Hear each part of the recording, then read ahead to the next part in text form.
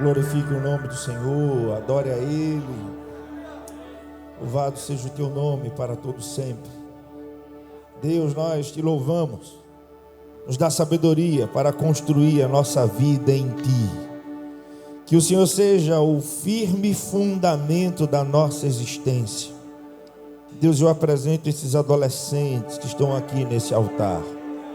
Em nome de Jesus. Não apenas na adolescência, mas até o último dia de suas vidas. Eles te servirão, te amarão. Não somente eles, como todos nós, mas conduz essas vidas preciosas ao melhor lugar do mundo, que é o centro da tua vontade. E que a nossa caminhada contigo não seja sazonal, temporária, seja para toda a vida. Em nome de Jesus. Você diz amém? A maravilhosa graça e paz do Senhor seja com a igreja, irmãos e amigos. De pé, pegue sua Bíblia, por favor. Abra em 2 Crônicas, capítulo 15, verso 17. Quero deixar com você aquilo que Deus tem falado ao meu coração desde a semana passada. 2 Crônicas, capítulo 15, verso 17. Abra sua Bíblia, por gentileza. Se tiver dificuldade para achar o livro de Crônicas, vai no índice, não tem problema nenhum. Só não faça isso a vida toda, em nome de Jesus. Mas 2 Crônicas, capítulo 15. Quem achou aí, diga amém. Quem não achou, diga espera, pastor. Todos acharam. 2 Crônicas 15, 17 diz assim: embora os altares idólatras não tivessem sido eliminados de Israel, o coração de Asa, igreja, foi o quê? Foi o quê, irmãos? Durante um tempo, foi isso? Foi dedicado ao Senhor por quanto tempo? Por quanto tempo? O coração de Asa foi dedicado ao Senhor por toda a sua vida. Você pode se assentar. Eu quero meditar com todos vocês sobre o coração desse rei, sobre a vida desse rei. A Bíblia nos diz que o seu coração foi dedicado ao Senhor por toda a sua vida. E numa devocional, numa leitura, esse texto saltou aos meus olhos. Lendo Crônicas, a gente vai ver que ao mesmo tempo em que a própria palavra fala que o coração de Asa foi dedicado ao Senhor por toda a sua vida, a palavra também vai nos mostrar os erros dele. Quando a Bíblia diz que o coração desse rei foi dedicado por toda a vida ao Senhor, não está querendo nos dizer que ele era perfeito, porque nem ele foi, nem eu e você seremos. Mas afirma que Asa conservou em sua vida a verdade de que ele não podia servir a outro Deus. Ele não tinha a quem clamar, ele não tinha a quem buscar, além do único Deus vivo e verdadeiro. E essa parte do versículo ficou no meu coração: dedicado por toda a sua vida. E eu passei a considerar o meu compromisso com Deus, a minha caminhada com Deus, a intimidade que tenho com Deus. E eu passei a considerar por toda uma vida. Irmãos, amigos, não há outro caminho, não há outro Deus, não há outro relacionamento mais importante e determinante do que o que precisamos ter e construir com o Senhor. E uma coisa muito óbvia: para que seja por toda a vida, é preciso haver constância. É preciso haver uma entrega real, é preciso haver a consciência de que não encontraremos outro a não ser o nosso Deus. 1 Coríntios 15, verso 58, Paulo vai dizer: portanto, meus amados irmãos, sejam firmes e constantes.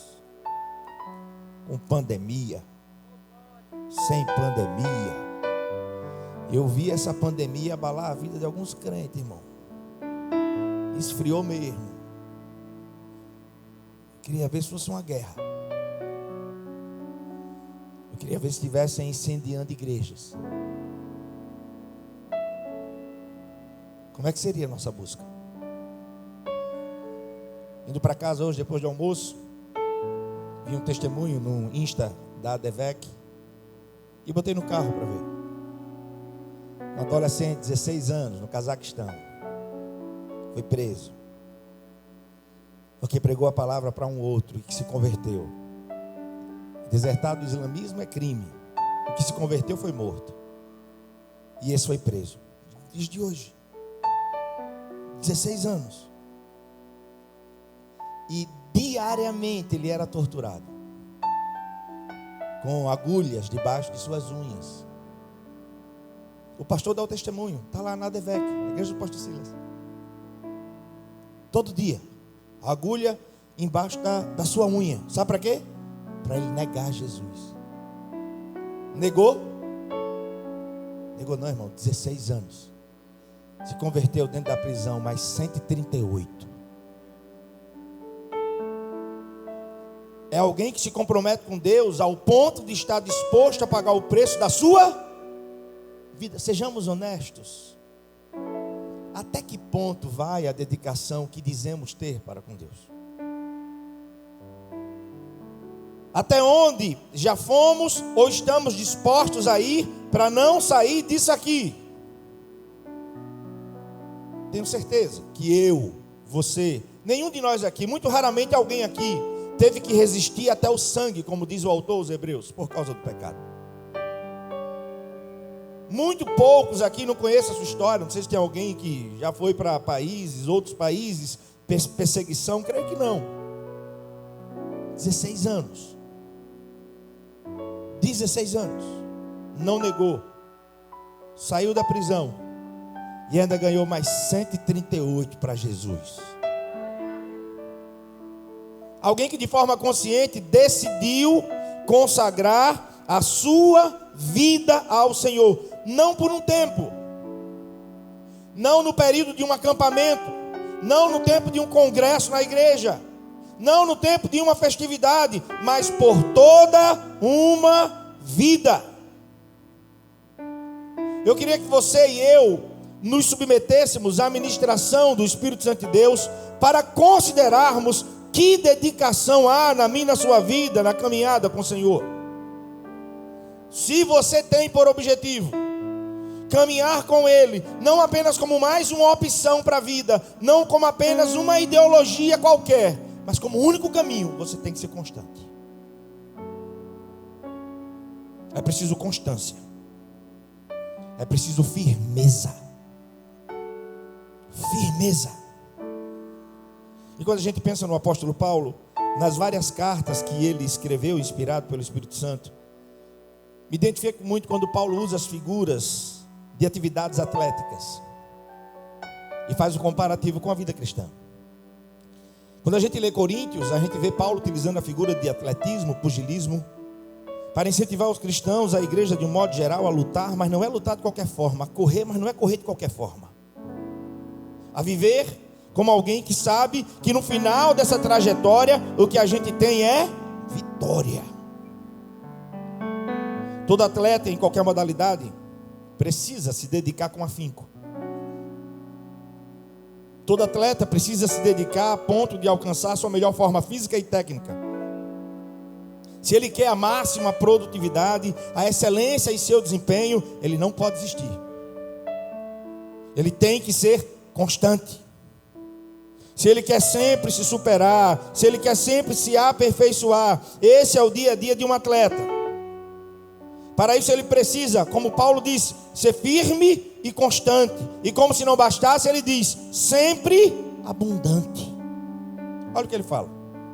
1 Coríntios 9, versos 24 a 27. Paulo não servia Jesus de qualquer forma. Ele diz assim, ó: não sabeis vós que os que correm no estádio, todos na verdade correm, mas só um leva o prêmio? Ontem foi a Argentina. Ontem foi a Argentina, o Brasil sobrou. Só um leva o prêmio. Só um. Aí ele diz, começa a ensinar. Então corram de tal maneira que vocês alcancem. Todo aquele que luta, de tudo se abstém. E eles o fazem para alcançar uma coroa corruptível. Nós, porém, estamos correndo por uma coroa que é incorruptível. Aí ele diz assim: eu corro, mas não corro de qualquer forma. Eu combato, mas não combato sem propósito. Antes, subjugo meu corpo e o reduzo à servidão, para que, pregando aos outros, eu mesmo não venha de alguma maneira ficar reprovado. Está dizendo, não corra por correr. Entrou nessa jornada, pegou no arado, não olhe para trás. Vá até o fim. Asa teve seu coração dedicado ao Senhor por todos os dias da sua vida. Quando falamos de atleta e pegamos esse texto aqui de 1 Coríntios capítulo 9, fica aqui subentendida a necessidade de disciplina, treinamento, determinação e constância. Quer servir a Deus até o fim? Seja disciplinado, irmão. Todo dia da sua vida comece falando com o Eterno. Quer dedicar a sua vida ao Senhor até o último dia dela? Ore todo dia ao Senhor. Todo dia. Porque eu e você precisamos da graça dEle, a misericórdia dEle. Porque quem pensa está de pé. Cuide para que não caia. Mas Ele nos garante que está conosco nessa jornada, e nós iremos chegar até o final. Eu quero ter o prazer de envelhecer, se daqui para lá Jesus não voltar, e ver as crianças que hoje são crianças, os adolescentes que hoje são adolescentes, e amanhã pregando. Pastores, missionários. Fui impactado com uma pregação do pastor Hernandes Dias Lopes, quando ele disse que, passando pela Europa, o coração dele chorou, porque as igrejas lá estão sendo compradas por boates. Porque os pais, não façam apologia a não estudar, não buscar conhecimento, de maneira nenhuma, mas os pais se preocuparam muito com a questão financeira, com o estudo, e se esqueceram de ensinar seus filhos a temer a Deus, a amá-lo, a saber como a criança judia aprendia a primeira verdade. Deuteronômio 6,4. Ouve, ó Israel, o Senhor nosso Deus é o único Senhor. Só existe um Deus verdadeiro, e eu vou servi-lo até o último dia da minha vida. Você também? Você também? Ou será que quando celebration chegar, tu dá uma... Tem gente que é assim, irmão, a gente conhece os bastidores. Rasa. Qualquer coisinha faz ele demover da fé, faz ele sair da presença. É preciso ser constante. Eu tenho dono. O meu preço foi preço de sangue. Eu fui comprado pelo sangue de Jesus que verteu na cruz do Calvário. É preciso tomar essa decisão de se dedicar ao Senhor por todos os dias da vida. Eu acho o máximo quando Paulo diz: eu corro, mas não corro sem alvo. Eu luto, mas não luto sem propósito. Eu sei para onde eu estou indo. Eu sei qual é a minha missão. Eu sei em que e por que eu devo me desgastar, envelhecer, as cãs ficarem brancas, as forças irem embora. Eu sei aonde empreender esse esforço. Você sabe? Tua vida segue que curso? Para onde ela caminha? E ele diz ainda mais: mas eu esmurro meu corpo e faço dele meu escravo, para que depois de ter pregado aos outros, eu mesmo não venha a ser reprovado. Disciplina, trabalho e constância são indispensáveis a todo aquele que deseja viver o que Deus tem para você. Deus tem promessa, mas a promessa não cai do céu não, irmão. Para viver a promessa tem que ter constância. Para viver a promessa tem que pagar o preço, sim ou não? Sim ou não? E aí eu aprendo uma coisa: quem não deseja a excelência tem que se contentar com a mediocridade. Quem não deseja a excelência tem que se contentar com qualquer coisa. Porque o que é que Deus tem para nós? Não é qualquer coisa não, irmão. É aquilo que o olho não viu, é aquilo que o ouvido não ouviu, é aquilo que não subiu ao coração de homem algum. É o que Deus tem preparado para aqueles que o amam. Mas você acha que você vive isso como? Frequentando apenas uma igreja? Achando que o frequentar é ouvir aqui para Deus resolver os seus problemas? Você está no raso, irmão.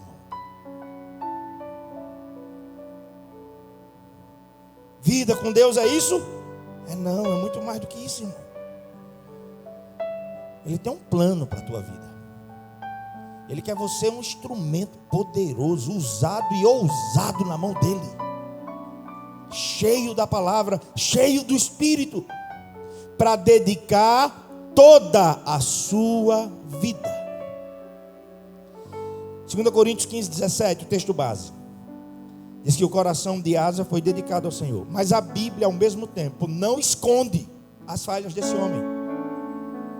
Veja aí, 2 Crônicas 16, versos de 1 a 9.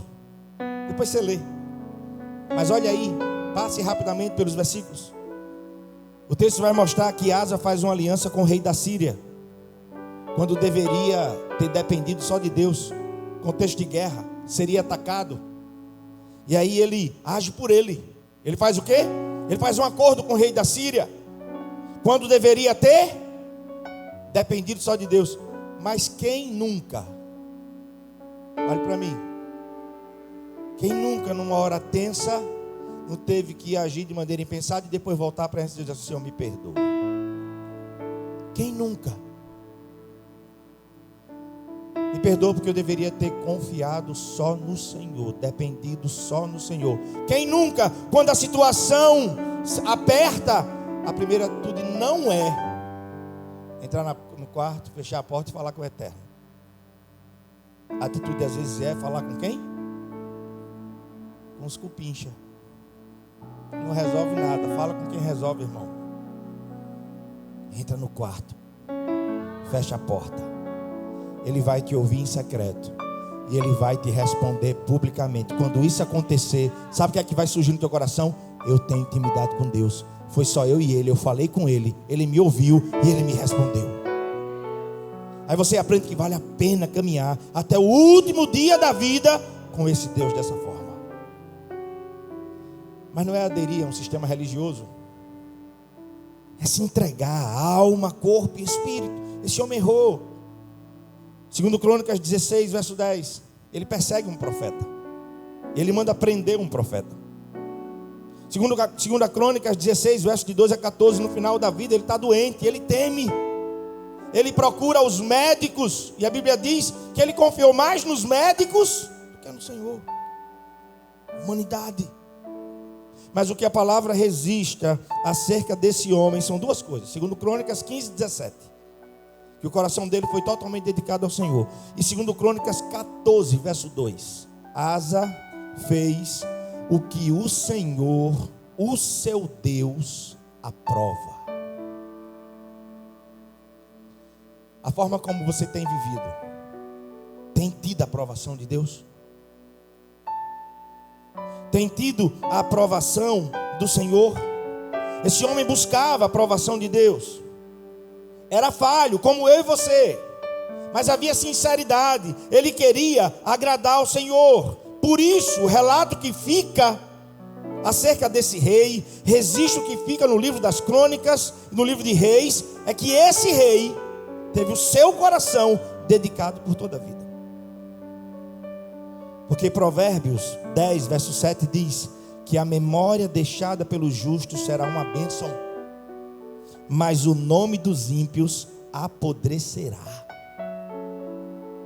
Deixa um legado para a tua posteridade, que quando aqui não estivermos mais, os filhos possam dizer: meu pai era um homem de Deus.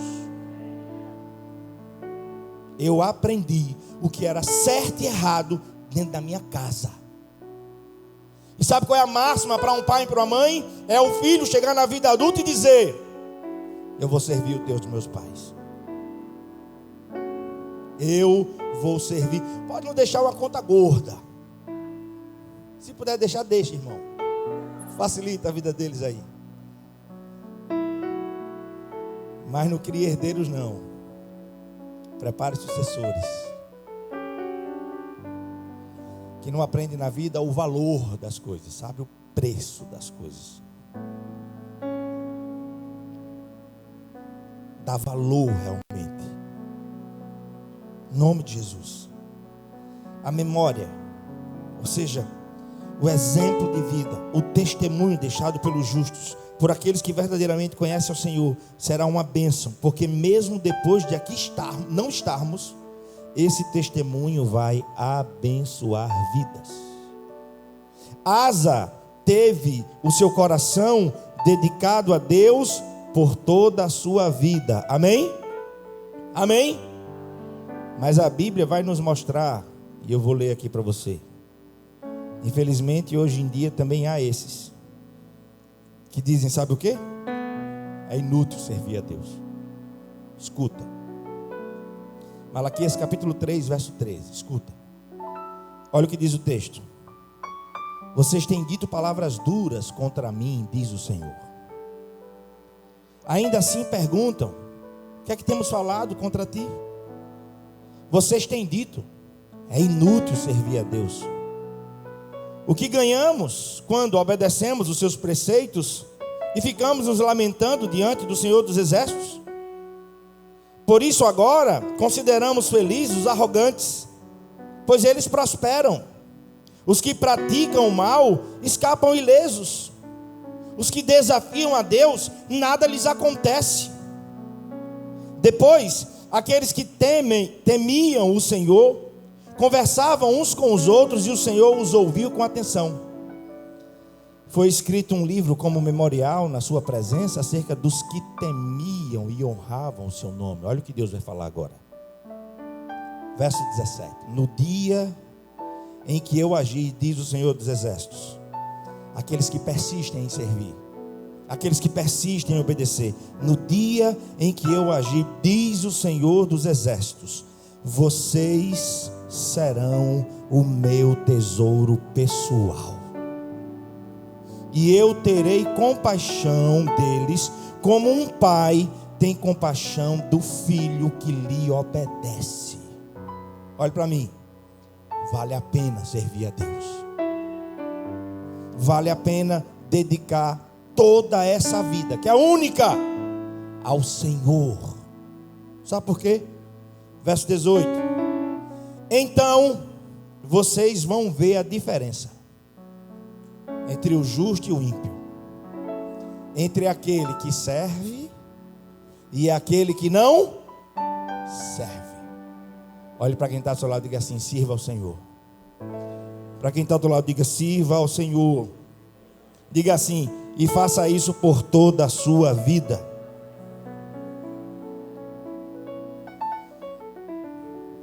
Essa declaração feita por Deus através do profeta surge diante do que o povo declarou no verso 14.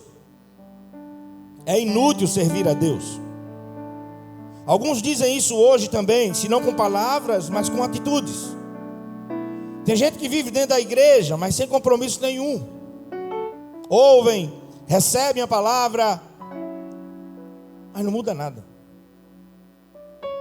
Essa declaração de Malaquias 3,18 é tão séria, porque quem fala isso é o próprio Deus. Que os que servem a Ele são diferentes, porque agem, pensam, falam e procedem de uma forma diferente do que vemos hoje nesse mundo. E essa diferença não pode desaparecer nunca, a igreja. Porque Jesus disse: se o sal não consegue mais salgar, ele só servirá para ser lançado no fogo. É servir a Deus por todos os dias da nossa vida, é viver comprometido com Ele por todos os dias da nossa vida, e mostrando naturalmente a diferença que isso traz para o nosso viver. Quando desfrutamos dessa relação autêntica com Deus, o mundo sabe disso. Através da nossa ação e das nossas expressões, o Senhor vai abençoando outras vidas. Foi assim com Moisés, foi assim com Jacó, foi assim com Isaías, foi assim com Paulo, e em nome de Jesus será assim comigo e com você. É Deus quem fala, igreja. Verás a diferença entre o que me serve e o que não serve, entre o que me conhece e quem não me conhece. E a diferença é como? É um terno e uma gravata? É não, irmão, tem nada a ver, irmão. É não estar com barba. Tem problema nenhum ter barba. Verás a diferença no fruto que a sua vida gera, no fruto que a sua vida produz. Porque uma árvore é conhecida pelos seus frutos. Quer servir ao Senhor por todos os dias da sua vida?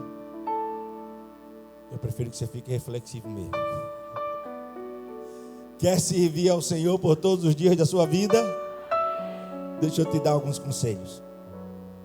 Os preceitos do Senhor são justos e dão alegria ao coração, diz o Salmo 19, verso 8. Os mandamentos do Senhor são límpidos e trazem luz aos olhos. Devemos saber de uma coisa: os preceitos que devemos guardar por toda a vida são os preceitos do Senhor, que é a sua palavra. Amém? Preste atenção. A palavra de Deus sempre nos conduzirá. A palavra. A forma mais segura de conhecer a Deus é pela palavra.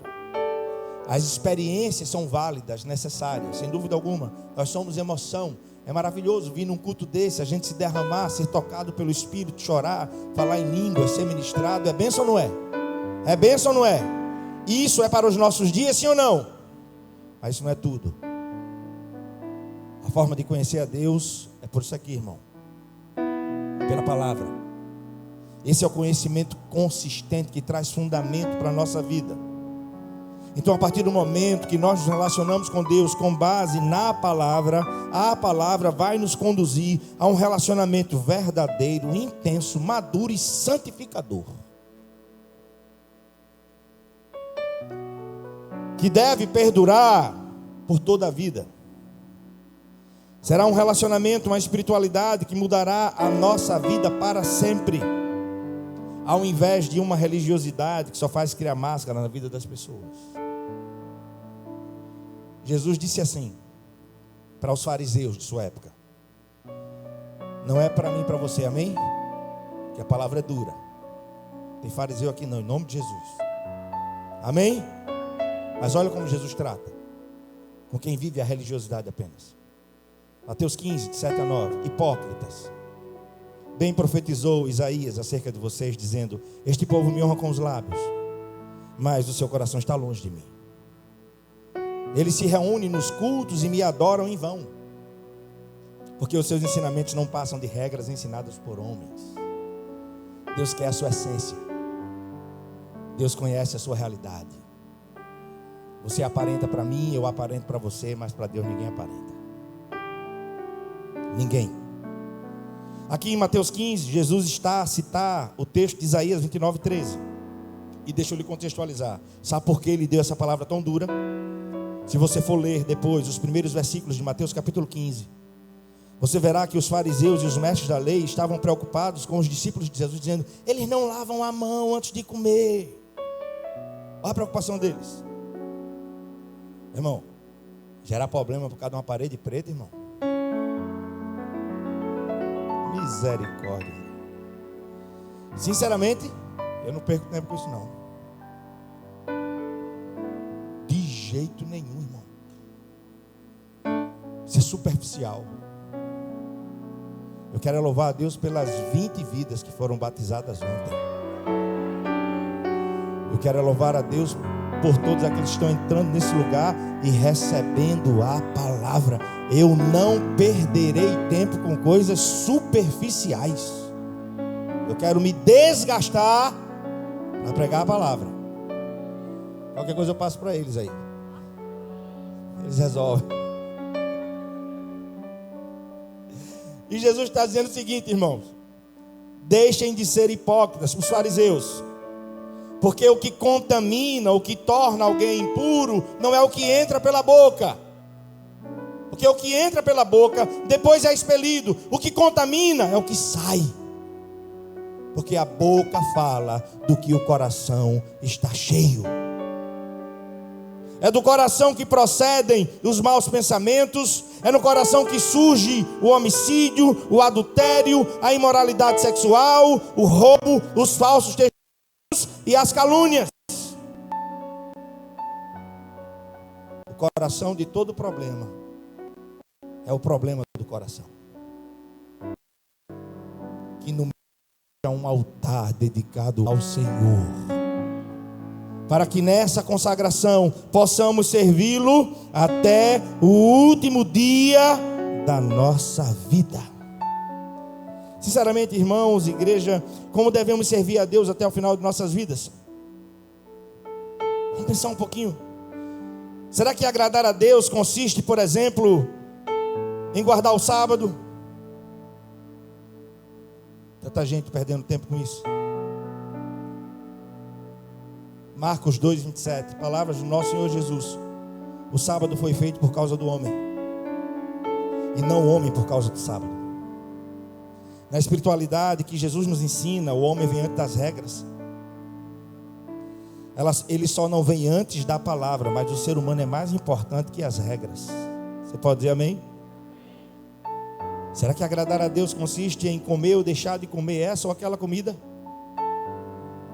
Tanta gente perdendo tempo com isso. Romanos 8, versos 17 e 18: pois o reino de Deus não é comida nem bebida, mas justiça, paz e alegria no Espírito Santo. Aquele que assim serve a Cristo é agradável a Deus e aprovado pelos homens. Quem come, não despreze quem não come. E quem não come, não julgue quem come. Porque o reino de Deus não tem nada a ver com comida e bebida. Ninguém é mais santo ou menos santo. Esse assunto não é para salvação. Você não come sarapatel? Eu lhe respeito e vivemos em paz. Amém? Mas eu como, irmão. Com um limãozinho. Eita Jesus. Acho que eu vou encomendar um pro final. Estou brincando. Ninguém é mais santo ou menos santo por comer ou deixar de comer. O reino de Deus não consiste em comida nem em bebida, mas justiça, paz e alegria pelo Espírito Santo de Deus. 1 Timóteo capítulo 4, Paulo vai falar que não há nada que tenha que ser rejeitado, se pela oração e ações de graças for apresentado a Deus santificado. Agora vivamos em paz, amém? Se eu te convido para minha casa e sei que tu não come, por que você vê isso? Não, eu vou te respeitar. Vou fazer uma picanha para você, não faça a galinha cabo dela não. Diga amém, irmão. Mas o reino de Deus não consiste a isso. O reino de Deus não se resume a isso. Sabe o que essas coisas geram? Excelentes religiosos sem experiência nenhuma com Deus. Excelentes religiosos sem experiência nenhuma com Deus. Mas como devo conduzir a minha vida se eu me identificar com Asa e quiser fazer como ele, dedicar todos os dias da minha vida ao Senhor? Eu vou ler aqui para você, para a gente começar a concluir. O Senhor usa o profeta Miqueias para dizer ao seu povo o que é que ele quer. Miqueias capítulo 6, apenas o verso 7 e 8. Olha o que o Senhor fala através do profeta. Ficaria o Senhor satisfeito com milhares de carneiros? Com 10.000 ribeiros de azeite? Devo oferecer meu filho mais velho por causa da minha transgressão, o fruto do meu corpo por causa do pecado que cometi? Ele mostrou a você, ó homem, o que é bom e o que é que ele pede de você. Olha aqui o que Deus pede de mim e de você: que pratique a justiça, que ame a fidelidade e que ande humildemente diante de Deus. Você não é nada, eu não sou nada sem o Senhor. Nós precisamos dele até o último dia da nossa vida. Como deve ser a minha, a sua jornada até o final dela. O Senhor quer que vivamos na prática da justiça, no amor, fidelidade, e que andemos diante dele e diante uns dos outros em humildade. Irmãos, é Antigo Testamento. O profeta questiona no verso 7. Será que agrada a Deus milhares de sacrifícios? Será que agrada a Deus 10.000 ribeiros de azeite? Será que sacrifícios de tolo, como sacrificar alguém, será isso que agrada a Deus? O profeta está ensinando que a abundância de coisas, ou a observância de inúmeras regras que um homem possa fazer, só vai servir para impressionar outros homens. O que é que o Senhor disse através do profeta Joel? Não rasguem mais a roupa não, estão perdendo sua roupa. Rasga o coração diante de mim. Porque o povo aprendeu, para mostrar que estava consternado, raspava a cabeça, se vestia com pano de saco, botava cinza sobre a cabeça. Um homem olhando para o outro dizia: está consternado, está arrependido. E Deus olhava e dizia: está nada, só perdeu a roupa. Deus nos chama para a autenticidade, igreja. Para uma vida autêntica. Não é perfeita, como não foi a vida de Asa. No capítulo 15 diz que ele se dedicou por todos os dias. No 16 mostra 3 erros dele. Porque a palavra é luz. Ela não esconde o erro de ninguém, mas ela tem remédio para mim e para a sua vida. Na verdade, ela é o remédio. O Senhor deseja que vivamos uma vida justa. Sabe por quê? Salmo 33, versos 4 e 5. Ele ama a justiça. Ele ama a justiça e o direito. Quer o favor do Senhor sobre você? Quer ter longos dias? Viva na prática da justiça. O certo é certo. O sim é sim. O que é direito do outro é direito do outro, e não suplante isso. Porque balança enganosa é abominação diante dos olhos de Deus. Quer agradar a Ele por toda a sua vida? Viva na prática da justiça.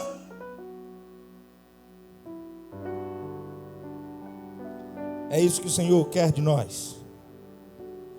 Que vivamos uma vida autêntica. Lembra lá de Mateus capítulo 22? Os discípulos, os escribas, os mestres da lei estavam cansados. Eram 613 preceitos do que podia e do que não podia. Aí o escriba chega para Jesus: Jesus, Senhor, qual é o maior mandamento? Muita regra. Pode, não pode, pode, não pode, pode, não pode, pode, não pode, isso pode, isso não pode. Qual é o maior mandamento? Jesus resume tudo a 2 relacionamentos. Ele quebra o sistema religioso. Ele quebra. Ele não tem nada a ver com religião. Ele quer um relacionamento com você. E a partir desse relacionamento Ele faz tudo novo na sua vida. Tudo novo. Jesus diz: o primeiro e maior mandamento: ame a Deus acima de qualquer coisa, com tudo que você é, com todo o seu entendimento, com tudo que você tem. Não é ter bons pensamentos sobre Deus, é entronizá-lo como Senhor da sua vida. Se agrada a Ele, eu concordo. Se desagrada a Ele, eu não quero para a minha vida. Tem que ser assim, até o último dia da nossa vida. E o segundo, semelhante a este, está correlacionado: ama o teu próximo como a ti mesmo. Romanos capítulo 13, verso 8 a 10 diz assim: não devam nada a ninguém, a não ser o amor de uns pelos outros, pois aquele que ama seu próximo tem cumprido a lei. Pois esses mandamentos: não adulterarás, não matarás, não furtarás, não cobiçarás, e qualquer outro mandamento, todos se resumem neste preceito: ama o seu próximo como a si mesmo. O amor não pratica o mal contra o próximo. Portanto, o amor é o cumprimento da lei. E para a gente encerrar, o que é que o Senhor pede de ti, ó homem? Que andes humildemente diante dele. Você precisa dele. Você não estou aqui te oferecendo uma religião. Eu estou dizendo aqui que você precisa de um relacionamento com Deus. Se ainda não, você precisa reconhecer seu filho como Senhor da sua vida. E assim andamos humildemente na sua presença, porque não podemos nada sem Ele. O registro de Asa foi que ele dedicou o seu coração por toda a vida ao Senhor. Vai ser uma outra pregação, uma outra oportunidade, mas eu quero apenas destacar o exemplo, por exemplo, de Uzias. Deus pede para que a gente ande humildemente diante dele. Sabe como Uzias andou? Em soberba. Cuidado, Deus abate. Sim ou não? Sim ou não? 2 Crônicas 26:16, escuta. 2 Crônicas 26:16. Entretanto, depois que Uzias se tornou poderoso, o seu orgulho provocou a sua queda. O que é que Deus pede de ti que Miqueias nos ensina? Ande humildemente diante de Deus. Como é que você planeja o seu dia amanhã, se você caminha humildemente diante dele? Se Deus quiser. Porque o amanhã só pertence a Ele. Se Ele permitir, faremos isto ou aquilo, porque eu nem sei se estou vivo amanhã. É assim que a gente anda humildemente diante do Senhor, apresentando tudo a Ele e procurando agir em conformidade com a sua vontade. Amém? Último texto, Isaías 58. Abra sua Bíblia aí, por favor.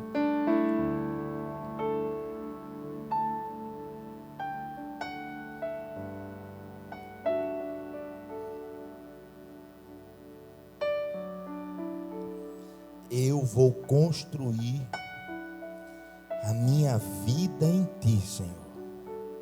Tu és o meu fundamento, até o último dia dela. Você achou Isaías 58? Escuta.